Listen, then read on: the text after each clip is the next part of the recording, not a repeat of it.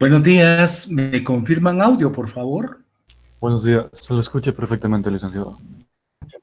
Buenos días. Perfecto, gracias, buenos días. Buenos días a todas y todos. Bueno, hoy es un día muy especial, un día declarado 8 de marzo como Día Internacional de la Mujer, ¿no?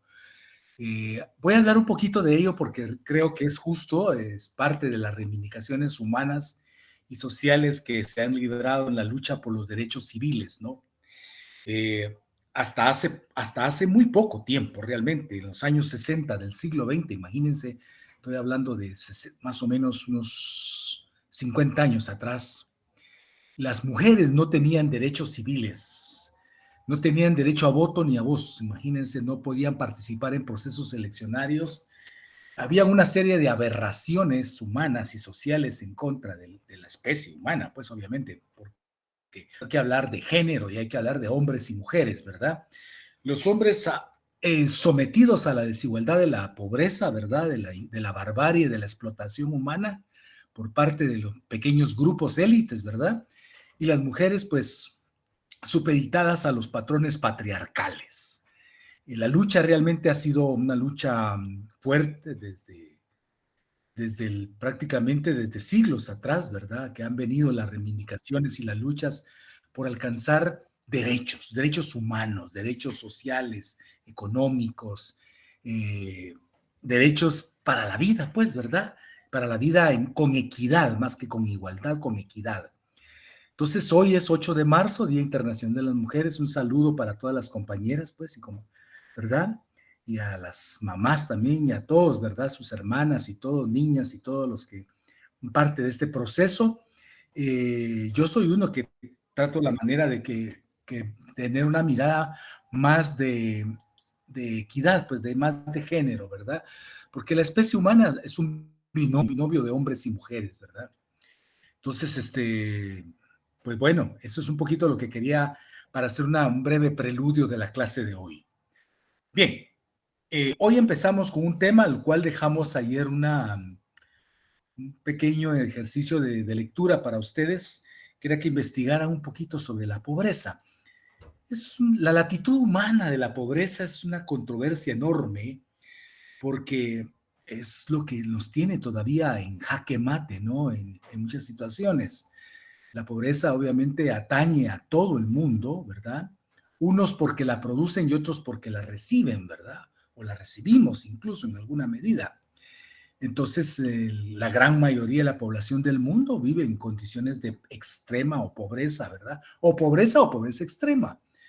Mientras hay grandes proyectos de alcanzar las estrellas y llegar a otras latitudes del universo, gastando millones y millones, mientras las ganancias de grandes empresas internacionales son de una manera tan exorbitante que uno no tendría ni siquiera la capacidad de escribirlo en números, esas cantidades que están acumulando de riqueza. Eh, Pónganse con ese dinero, que para qué tanta acumulación de dinero, bien podrían solucionar tantas cosas como el hambre, por ejemplo, ¿verdad? Tanta población que está pasando hambre en África, en América Latina, en Asia, ¿verdad? Pero bueno, eso es parte del tema de hoy. Bien, empecemos. ¿Qué es la pobreza, jóvenes? Cada quien creo que puede sacar hasta su propio portafolio al respecto, ¿verdad? Su experiencia personal. ¿Qué es la pobreza? Empecemos por ahí, jóvenes. Sí, dale.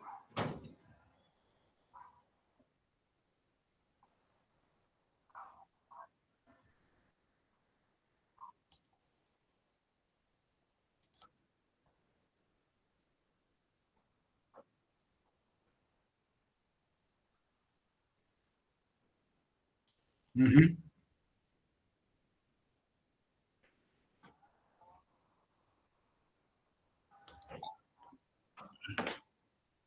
Claro, claro. Tocaste es un tema de necesidades básicas. Ya vamos a hablar de eso entonces. ¿Qué más, jóvenes? A ver, ¿quién más quiere aportar un poquito? A ver,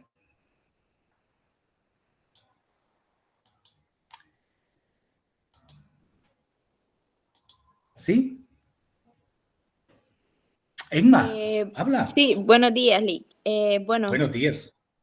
creo que la pobreza en sí es algo bastante de qué hablar, como dice usted, cada quien podemos sacar nuestras propias conclusiones.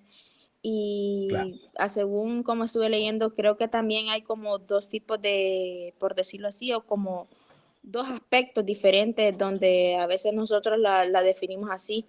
Creo que una de las principales de la pobreza, que la podemos definir como bien decía nuestro compañero, es como la falta de escasez o de necesidades que no cumplen como los requisitos para vivir, las cosas necesarias que no cumplen para vivir. Y también creo que en otro ámbito o en otro aspecto la pobreza la podemos definir o se define en algunos momentos como falta de recursos, como digamos así, de terreno o de cosas materiales. También la sociedad define así como gente pobre, así que no tiene así como le dije, recursos así como de terrenos o casas, o por decirlo así, también las consideran gente pobre. Muy bien, gracias, Emma. Voy a rescatar una idea tuya ahí, falta de recursos. Muy bien. A ver, ¿quién más, jóvenes? A ver, David. Eh, Dándole más, o sea, aparte de lo que dijeron mis compañeros, ciertamente esto incluye el acceso limitado o nulo a alimentos, tanto como vivienda, atención médica, educación, empleos y otros recursos importantes para la calidad de vida. Ciertamente la pobreza se puede medir en términos de ingresos, acceso a recursos y servicios básicos, y nivel de vida. Es un problema en sí complejo y multifacético, ciertamente, Exacto. que puede ser causado por una variedad de factores, como la desigualdad económica, por poner como ejemplo. Ya. Voy a rescatar de tus palabras accesos a niveles de vida, ¿verdad? Interesante ese concepto, nivel de vida. ¿Qué es el nivel de vida, verdad? Vamos a verlo un poquito. Bien, ¿quién más, jóvenes? A ver, ese tema es un tema controversial, es profundo, es complejo, es diverso, ya lo dijo David, ya lo planteó también Emma y Joshua. A ver, ¿qué más, jóvenes? ¿Qué más es esta pobreza? Un concepto tan profundo, ¿no? A ver. Sí, buenos días, Lee. También podemos decir que la pobreza puede estar medida por el ingreso de capital hacia una familia, o sea que puede estar por debajo de lo mínimo o esencial que puede tener cada ingreso en un ámbito familiar. Perfecto. Vamos a rescatar el tema de ingresos. Los ingresos interesantes, ¿verdad? Gustavo, te escuchamos. Gustavo, levantaste la mano. Bueno, quizás tenga problemas el compañero. ¿Alguien más? A ver, Elvis. Elvis. Creo que la pobreza más que todo es la estratificación social, la verdad. Las personas de alto nivel económico, podemos verlo como fue en la revolución industrial, que las personas que tenían más dinero ponían a trabajar a las personas que menos dinero tenían, entonces ellos se hacían más ricos y los pobres pues seguían con un nivel económico bajo. Interesante. A ver, ¿quién más quiere aportar algo, jóvenes? La pobreza.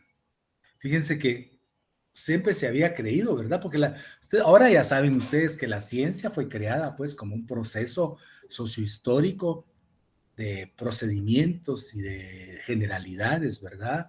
En las cuales se ha atesorado el conocimiento, sobre todo, que ha producido la humanidad. Y el propósito de la ciencia, en alguna medida, su principal propósito ha sido pues siempre crear las condiciones para solucionar las diversas problemáticas de los seres humanos, ¿no? De las sociedades como tal. Sin embargo, la ciencia se ha puesto al servicio también de los grupos dominantes, ¿verdad? Para crear cuestiones de dominio, de control, ¿verdad? Y también para producir más pobreza incluso, ¿verdad? Por eso es que es bien complejo, porque, digamos, la vez pasada me decía a mí un estudiante de ingeniería que las áreas más difíciles de estudiar eran las áreas eh, técnicas, las ciencias exactas. Y entonces yo le dije, mira, yo casi soy egresado de una ciencia exacta y te sé decir con franqueza que no es tan así, porque el rigor que lleva una ciencia exacta es que hay que estudiar mucha matemática y física, ¿verdad? Pero realmente, por ejemplo, ¿por qué las ciencias sociales son difíciles? Realmente.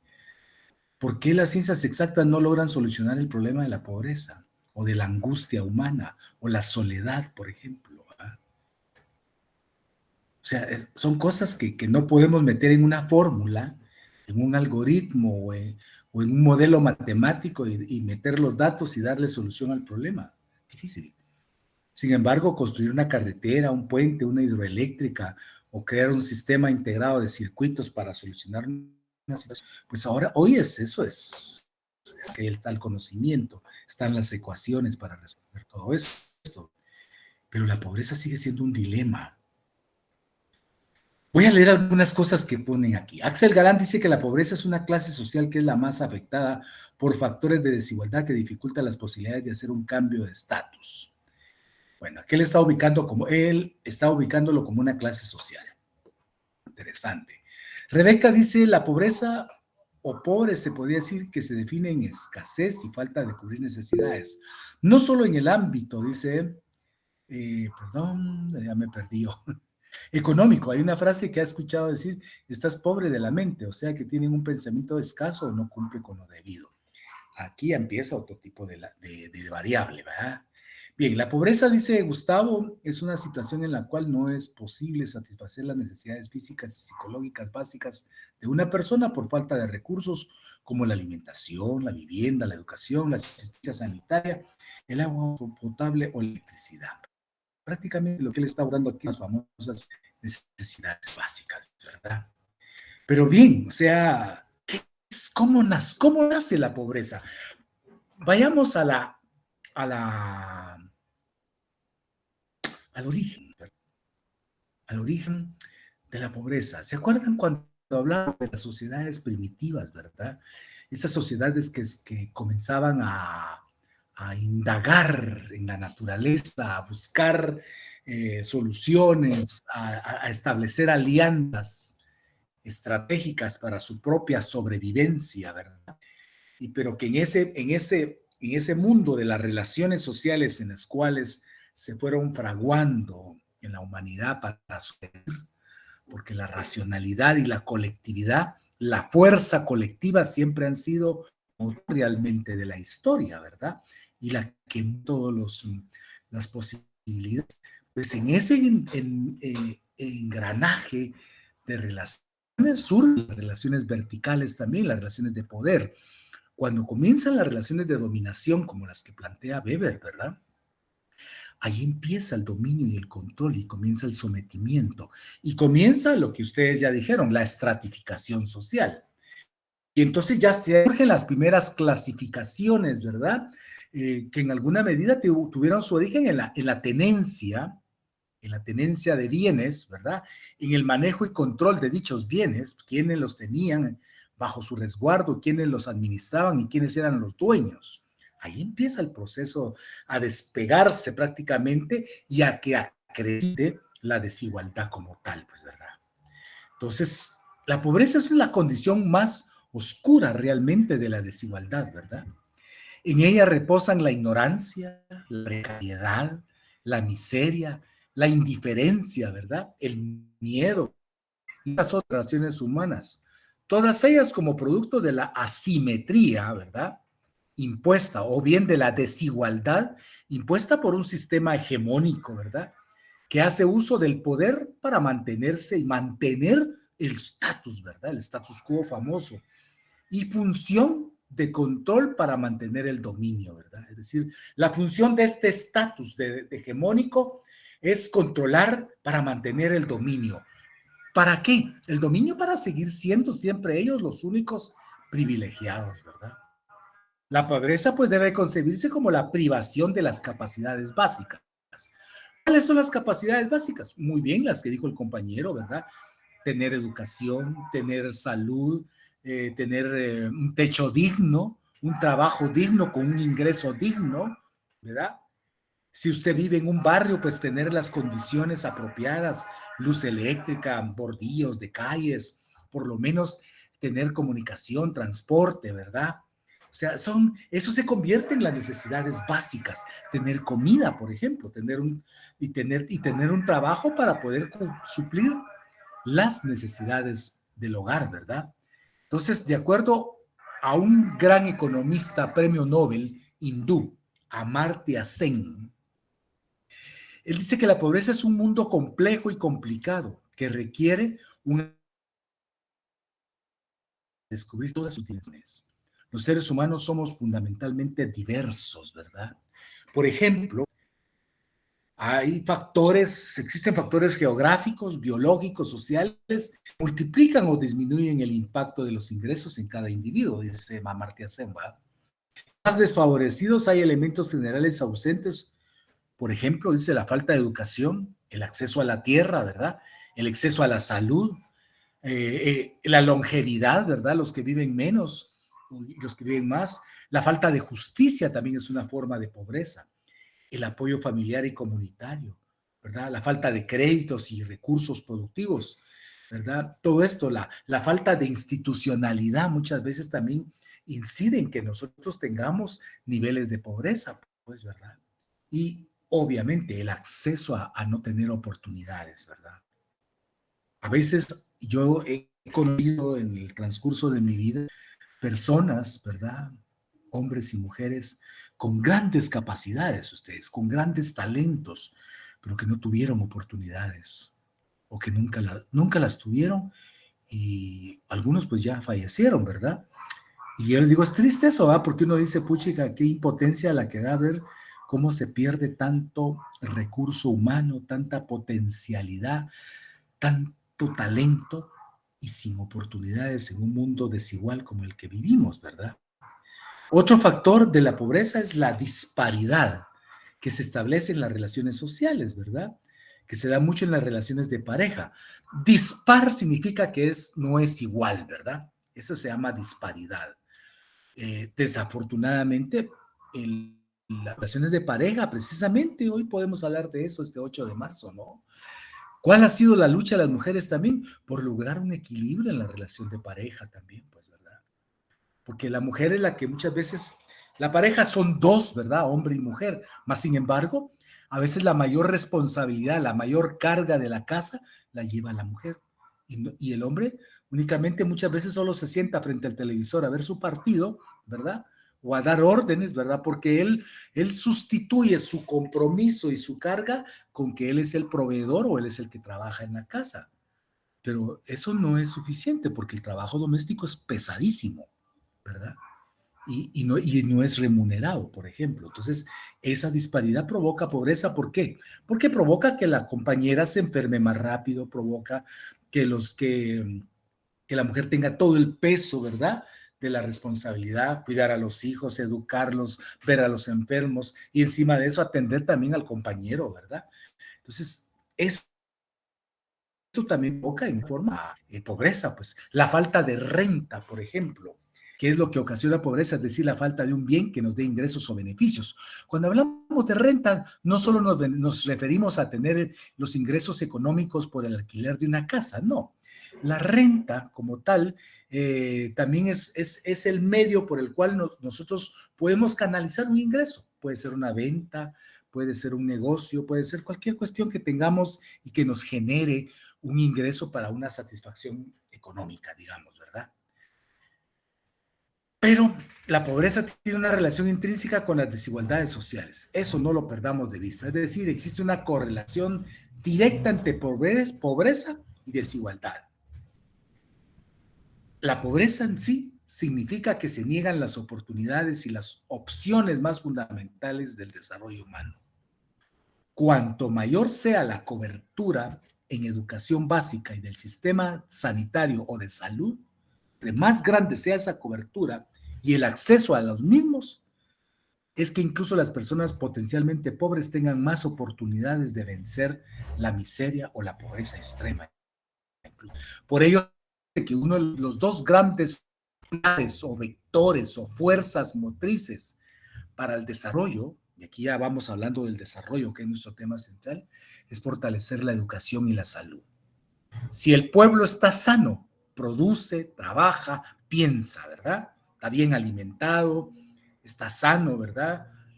Y si está bien educado, entonces está produciendo conocimiento y soluciones para las diversas problemas que hay en el mundo, ¿no? Hay varios tipos de enfocar la pobreza. Hay pobreza como concepto material, que pobreza nos lleva a un punto de necesidad, ¿verdad?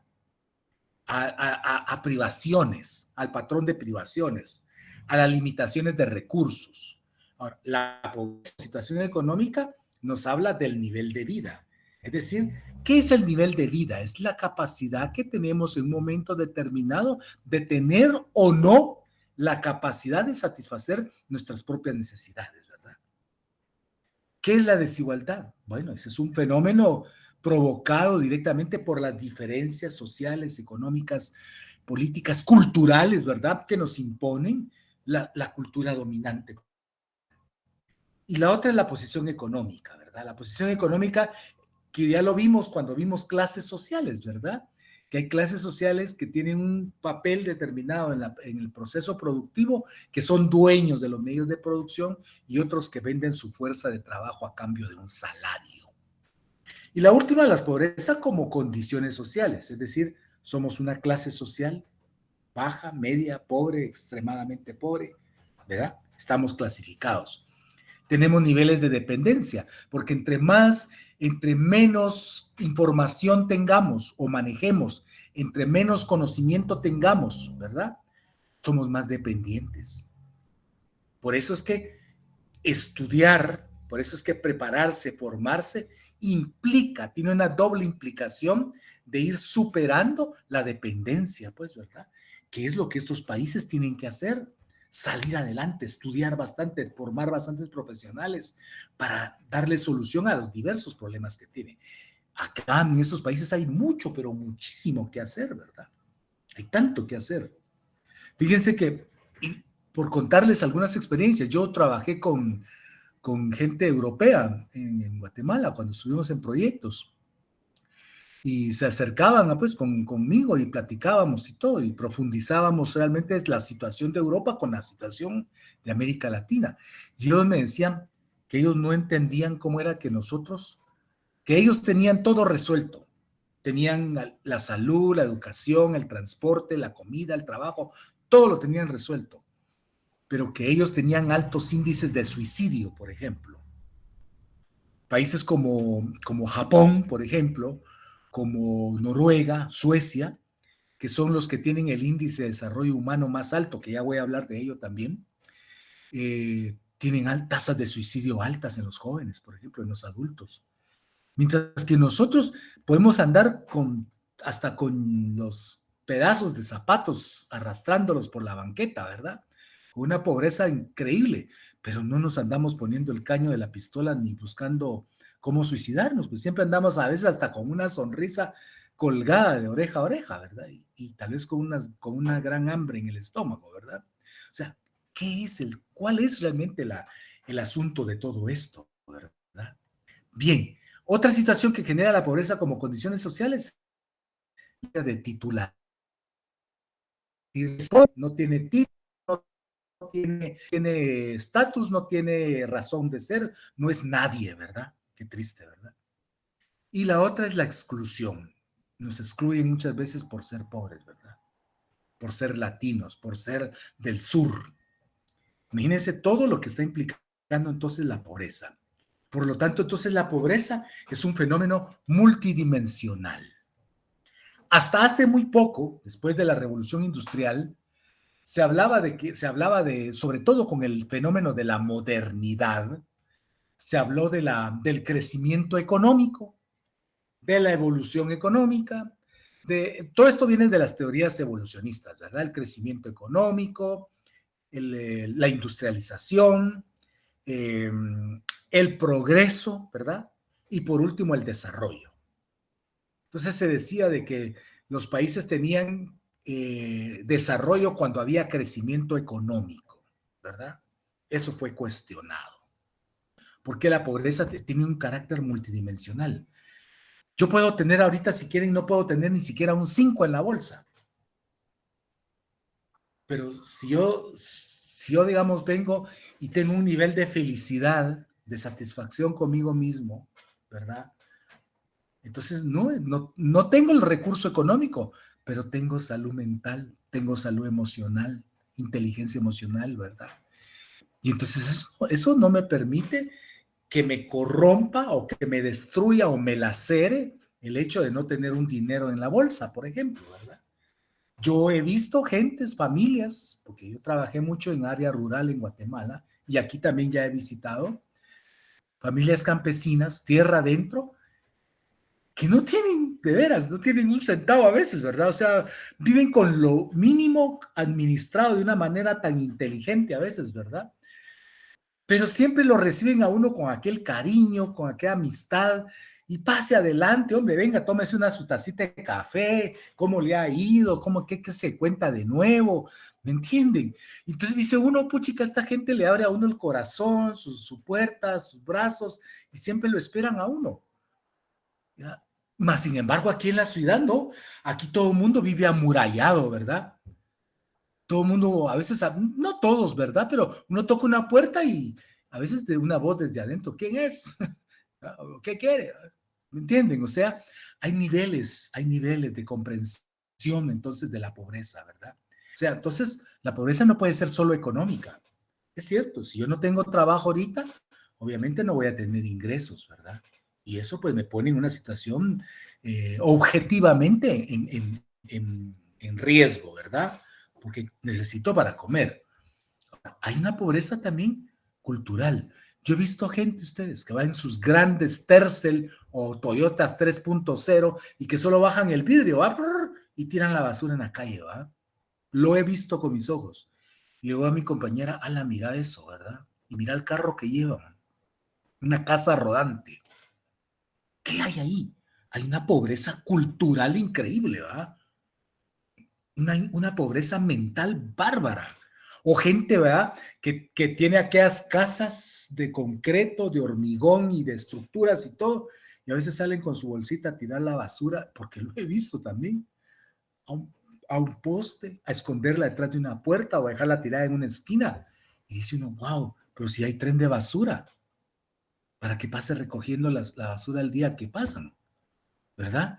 Y entonces dice uno, ¿qué pobreza hay aquí? Pues la pobreza obviamente cultural, la espiritual, emocional.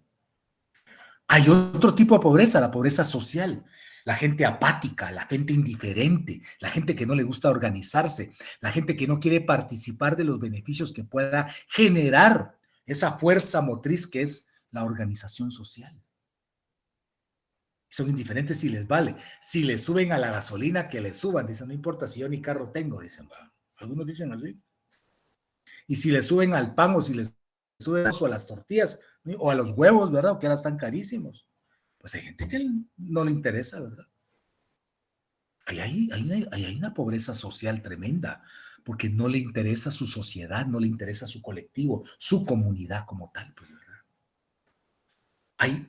Hay una pobreza ambiental, el mismo ejemplo de tirar la basura en la calle, por ejemplo. Eso es parte, o tirar la basura en los ríos, por ejemplo. Eso es tremendo, eso es tremendo. O sea, entonces, la pobreza es un fenómeno multidimensional, pues, ¿verdad? Que no surge de la nada, sino como producto de las desigualdades. Y por ello se dice que para que exista pobreza tiene que haber riqueza. Qué interesante, ¿verdad? Es decir, la desigualdad es un fenómeno que polarizó las condiciones de tenencia de bienes, tanto materiales como espirituales, ¿verdad? Entonces, ahí está, en esa latitud, en ese rango, en ese dominio, ¿verdad? Está realmente la polarización de la desigualdad, donde para que existan pobres tienen que haber ricos. Entonces hay una relación uno a uno, ¿verdad? Una doble implicación. La pobreza, pues, es una condición en la cual una o más personas tienen un nivel de bienestar inferior al mínimo socialmente aceptado. La pobreza también se asocia con la incapacidad de las personas para satisfacer sus necesidades básicas de alimentación, por ejemplo, ¿verdad? Las Naciones Unidas tienen un concepto, dice que es la condición caracterizada por una privación severa de necesidades humanas básicas. Ahí se queda, ¿verdad? La pobreza extrema, que es un rango que hasta hace muy poco no existía. La verdad es que no existía. Esta nueva estratificación de la pobreza extrema surge precisamente en los años 80, después de los años 80, después de la década de los 80, y se marca más en la década de los 90 del siglo pasado. Ahí surge realmente esa nueva capa de más pobreza todavía, con más precariedad y miseria, ¿verdad? Dice que el Banco Mundial considera que una persona se encuentra en situación de pobreza extrema, es el concepto del Banco Mundial, si sus ingresos son inferiores a $1.90 estadounidenses al día. En América Latina incluso se ha llegado al extremo de decir que la extrema pobreza son los que viven con menos de $1. Aquí por lo menos casi están hablando de $2. Comentarios, jóvenes. Escucharlos.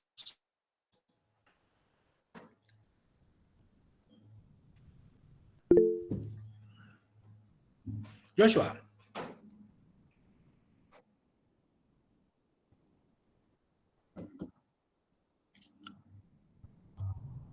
Claro.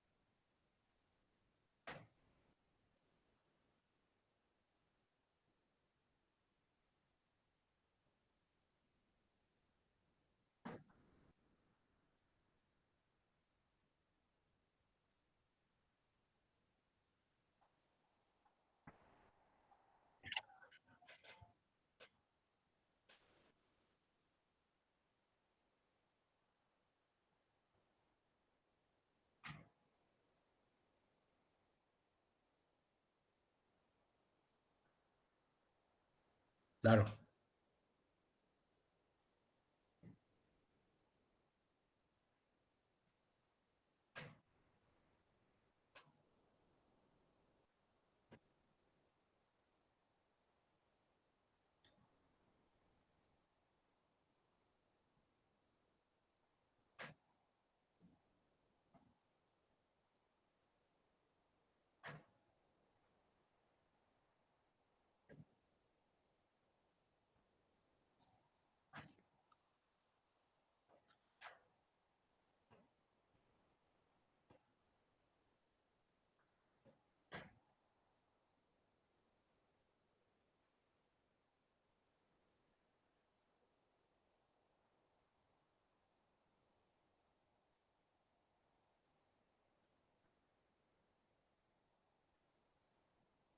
Exacto. Fíjate que dijiste algo muy valioso ahí ahorita, las mentalidades cortas, ¿verdad? ¿Cuáles son las mentalidades cortas?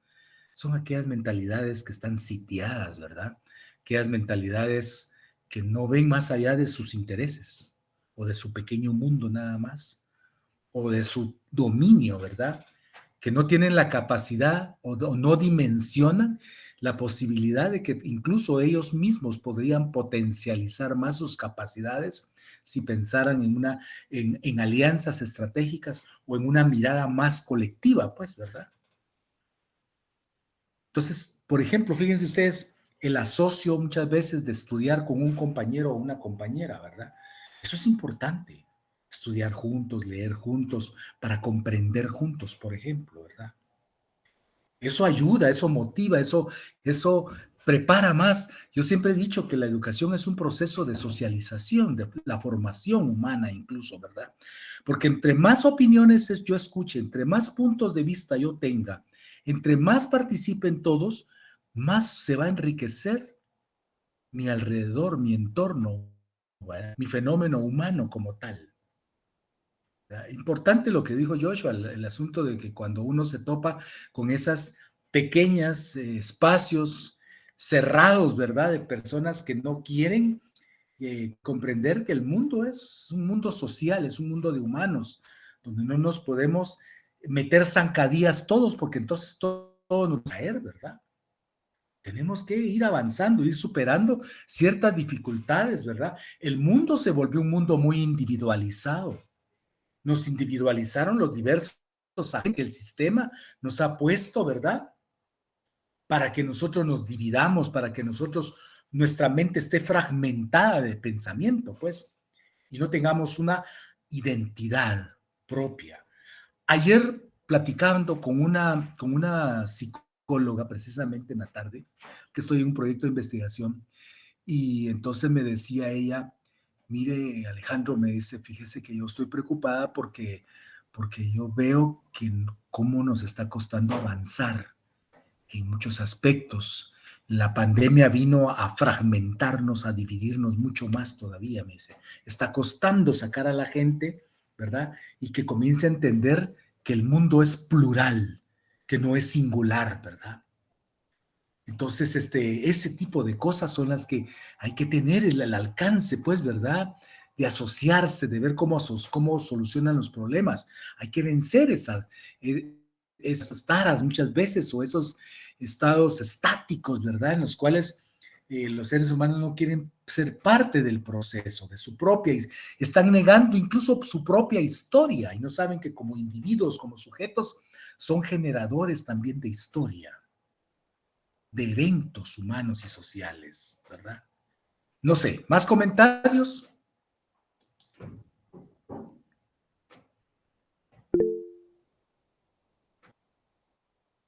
Emma, te escucho.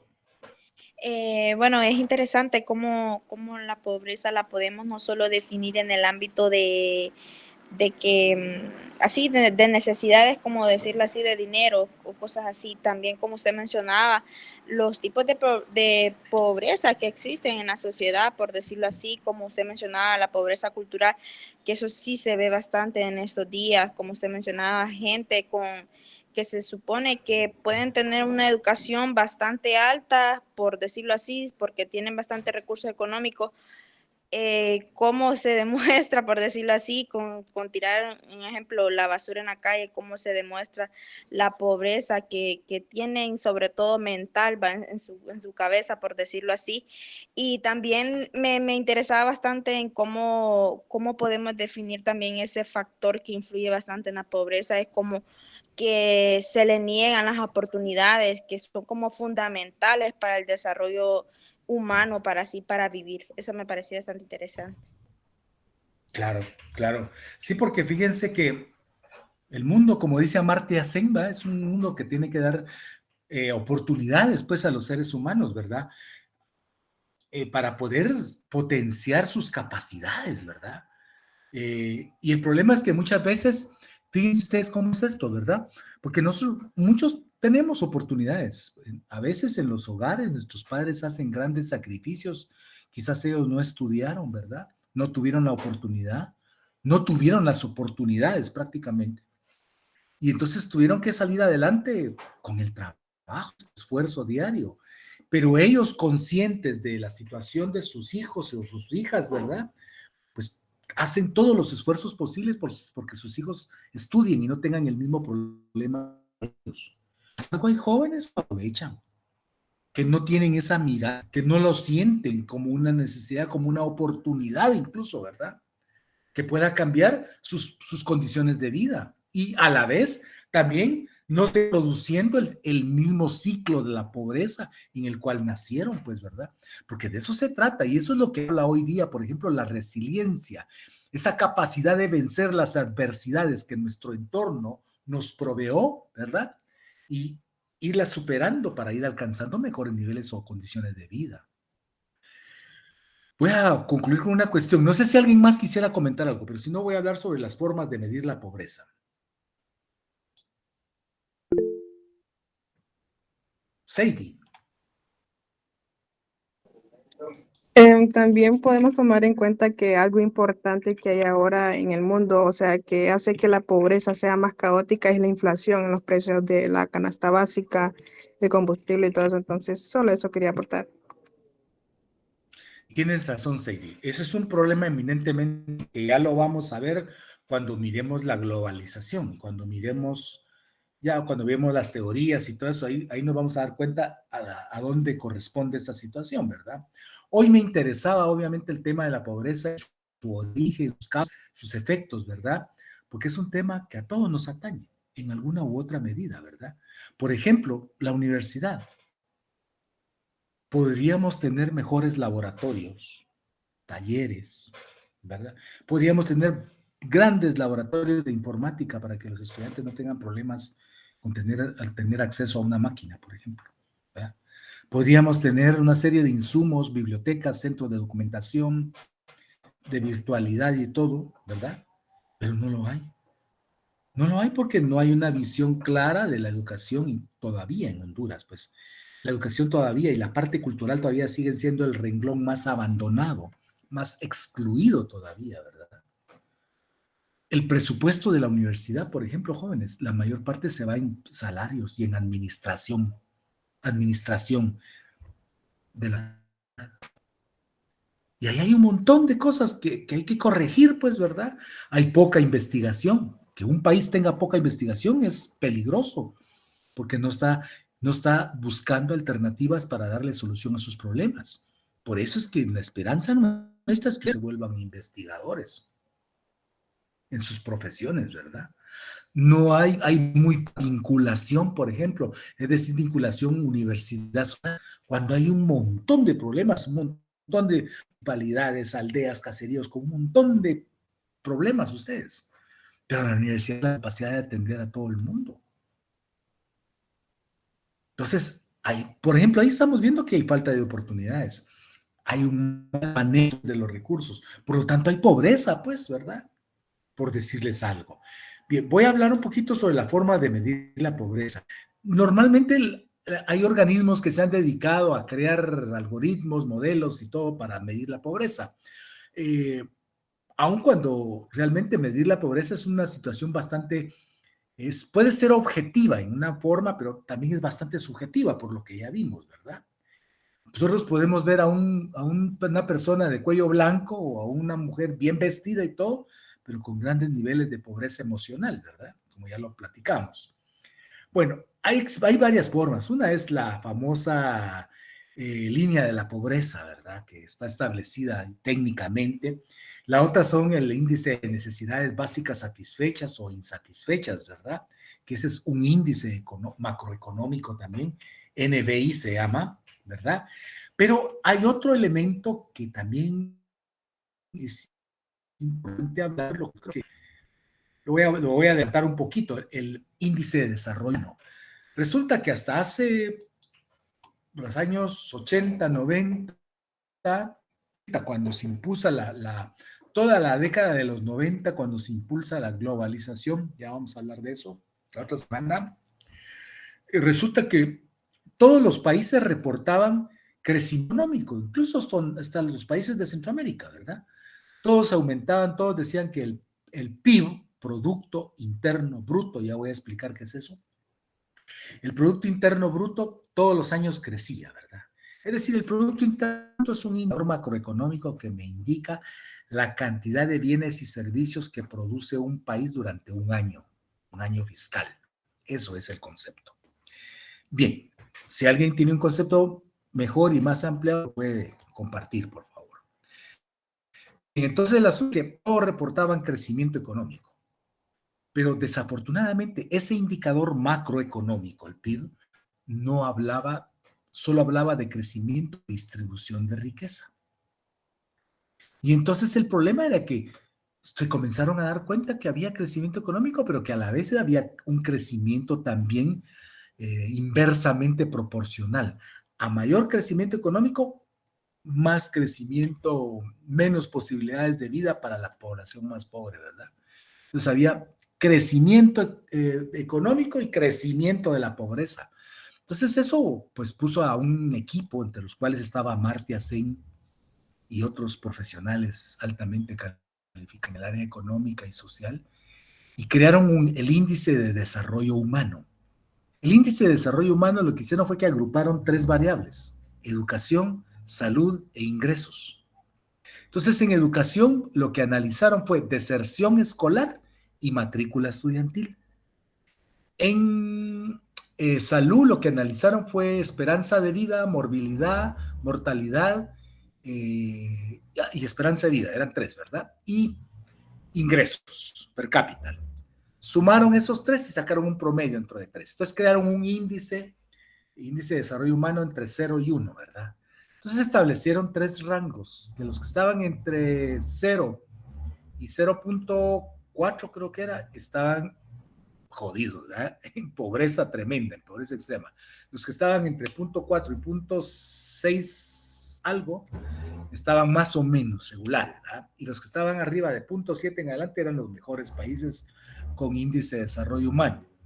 Este índice de desarrollo humano, IDH, vino a contradecir entonces al famoso PIB.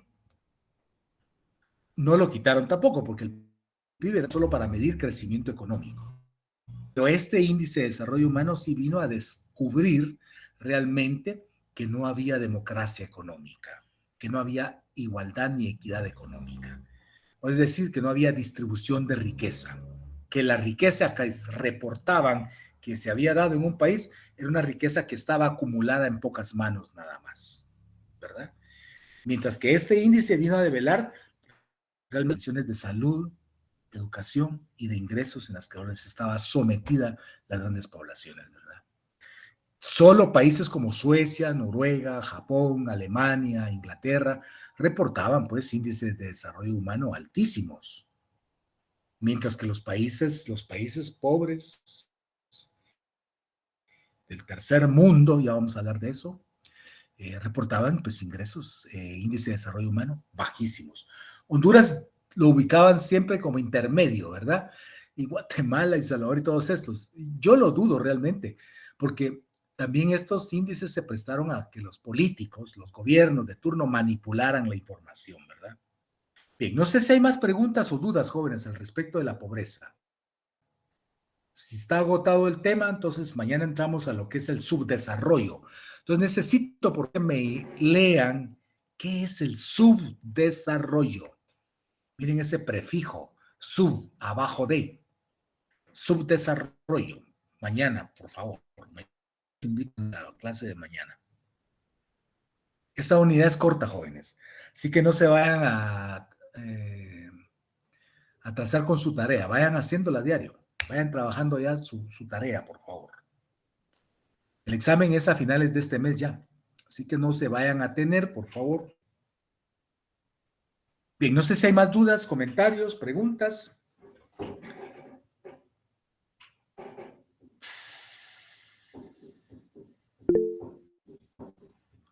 Joshua, te escuchamos.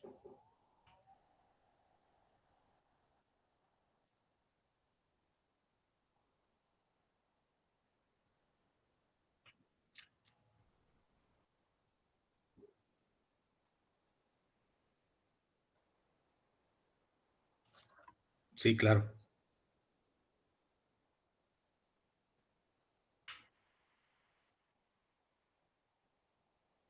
Bueno, mira, cuando uno ya trabaja directamente en proyectos, ya uno ya se está metiendo ya al área aplicada, digámosle. Pues sí, una es utilizar los recursos para medir la pobreza desde una manera objetiva, ¿verdad? La otra es a través de los procesos de investigación, en el cual uno ya hace uso de los paradigmas, pues, ¿verdad? Dependiendo con qué visión del investigador uno quiere averiguar al respecto de la pobreza y cuáles son las condiciones, ¿verdad? O sea, hay instrumentos, hay técnicas, hay procesos en los cuales uno pues puede comenzar a trabajar y a ir haciendo, a dilucidar en alguna medida este fenómeno de la pobreza. Eh, no, a veces no es fácil, te sé decir, porque el ser humano es un ser humano complejo, complicado, muchas veces diverso, ¿no? Vamos, aquí hay una pregunta.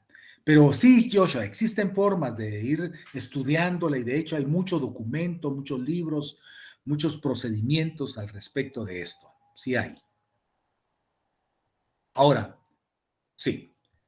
Dice, Wisak dice, si usted mencionó el tercer mundo y sabemos que existe el primer mundo, pero ¿existe el segundo mundo? Sí, vamos a hablar de ello. Claro que sí. Vamos a hablar cuál fue la estratificación. Esa es una forma de estratificar, que se estratificó el planeta, digámosle así, el mundo entero en el siglo XX, que surge el primer mundo, el tercer mundo, el segundo mundo, que fue después de la Segunda Guerra Mundial. Ya eso vamos a hablar cuando hablemos de la globalización. Bien, si no hay nadie más que quiera compartir algo o preguntar algo, por favor, no se queden calladas ni callados. Les deseo un feliz día, pásenla bien y hoy en la noche les mando su invitación, hoy en la tardecita. Nos vemos, jóvenes.